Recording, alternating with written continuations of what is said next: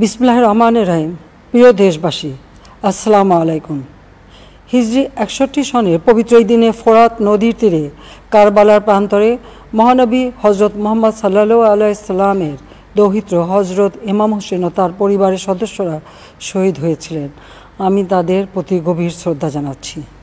1975 সালের 15ই আগস্ট বাংলার মাটিতেও জাতির পিতা বঙ্গবন্ধু শেখ মুজিবুর রহমানকে সপরিবারে হত্যা করে আরেক কারবালা বাংলার মাটিতে সৃষ্টি হয়েছিল।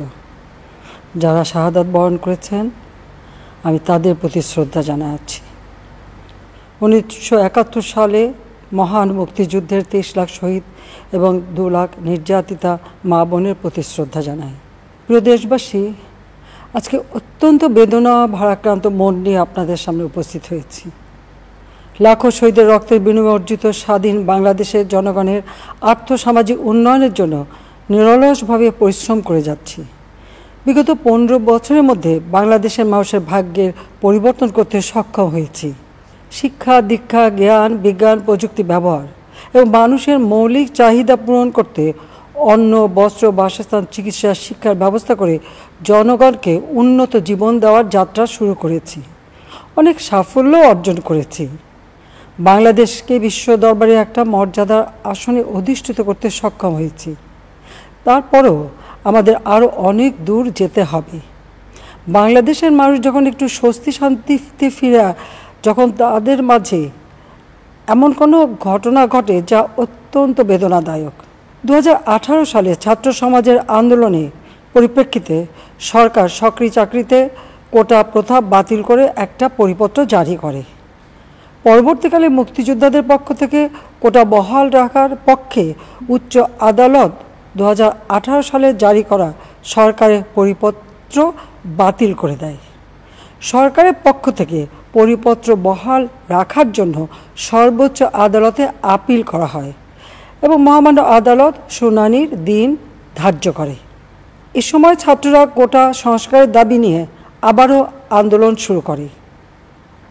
এই আন্দোলনের শুরু থেকেই সরকার যথেষ্ট ধৈর্য ও সহনশীলতা প্রদর্শন করেছে। বরং আন্দোলনকারীদের নিরাপত্তা নিশ্চিত করার ক্ষেত্রে পুলিশ সহযোগিতা করে।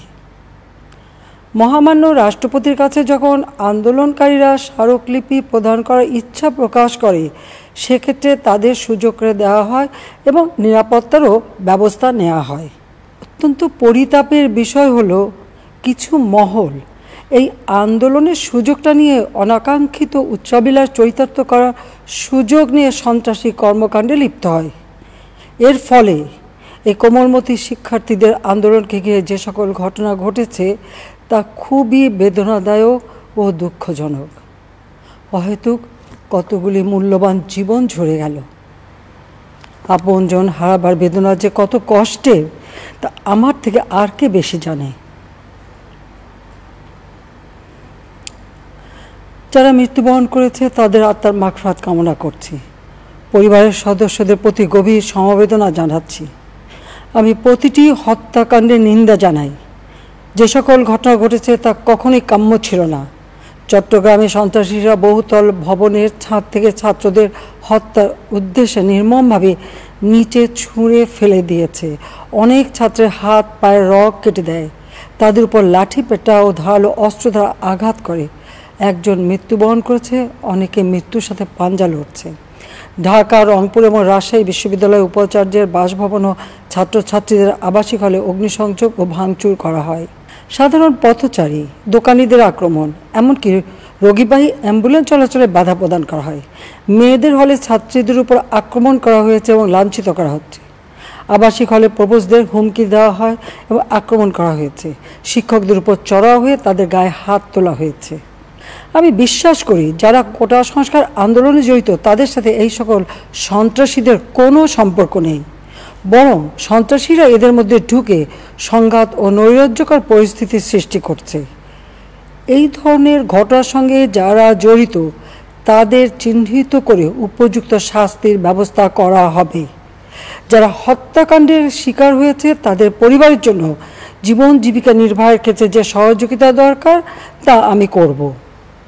আমি দ্ব্যর্থহীনভাবে ঘোষণা করছি, যারা হত্যাকাণ্ড লুটপাট ও সন্ত্রাসী কর্মকাণ্ড চালিয়েছে, এরা যেই হোক না কেন তারা যেন উপযুক্ত শাস্তি পায় সে ব্যবস্থা নেওয়া হবে। আমি আরও ঘোষণা করছি, হত্যাকাণ্ড সহ যে সকল অনভিপ্রেত ঘটনা ঘটেছে সুষ্ঠু ও ন্যায় বিচারের সাথে সে সকল বিষয়ে বিচার বিভাগীয় তদন্ত করা হবে। কাদের উস্কানিতে সংঘর্ষের সূত্রপাত হলো, কারা কোন উদ্দেশ্যে দেশকে একটি অরাজক পরিস্থিতির দিকে ঠেলে দিল তা তদন্ত করে বের করা হবে। আমি আন্দোলনরত কোমলমতি ছাত্রছাত্রীদের নিরাপত্তা নিয়ে অত্যন্ত উদ্বিগ্ন। এই সন্ত্রাসীরা যে কোনো সময় সংঘাতের পরিবেশ তৈরি করে তাদের ক্ষতি সাধন করতে পারে। তাই শিক্ষার্থীদের পিতা মাতা, অভিভাবক এবং শিক্ষকদের প্রতি আমার আবেদন, তারা যেন তাদের সন্তানদের নিরাপত্তার বিষয়ে সজাগ থাকেন। একই সাথে সকল শিক্ষা প্রতিষ্ঠানের ছাত্রছাত্রীদের নিরাপত্তার বিষয়টি বিশেষভাবে নজর রাখেন। সরকার হাইকোর্টের রায়ের বিরুদ্ধে সর্বোচ্চ আদালতে আপিল করেছে। আপিল আদালতে শুনানির দিন ধার্য করা হয়েছে। আদালত শিক্ষার্থীদের কোনো বক্তব্য থাকলে তা শোনার সুযোগ সৃষ্টি করে দিয়েছে। এই আইনি প্রক্রিয়ার মাধ্যমে সমস্যার সমাধানের সুযোগ রয়েছে। এই আইন প্রক্রিয়া সমাধানের সুযোগ থাকা সত্ত্বেও রাস্তায় আন্দোলনে নেমে দুষ্কৃতিকারীদের সংঘাতের সুযোগ করে দেবেন না। সর্বোচ্চ আদালতের রায় আসা পর্যন্ত ধৈর্য ধরে অপেক্ষা করার জন্য আমি সকলকে বিশেষভাবে অনুরোধ জানাচ্ছি। আমার বিশ্বাস আমাদের ছাত্র সমাজ উচ্চ আদালত থেকে ন্যায় বিচারই পাবে, তাদের হতাশ হতে হবে না ইনশাল্লাহ। মুক্তিযুদ্ধের চেতনায় আমাদের প্রিয় মাতৃভূমিকে সকলের সহযোগিতায় স্মার্ট বাংলাদেশ হিসেবে গড়ে তুলব।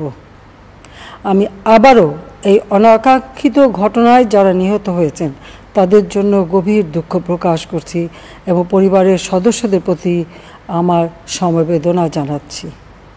খোদা হাফেজ। জয় বাংলা, জয় বঙ্গবন্ধু, বাংলাদেশ চিরজীবী হোক।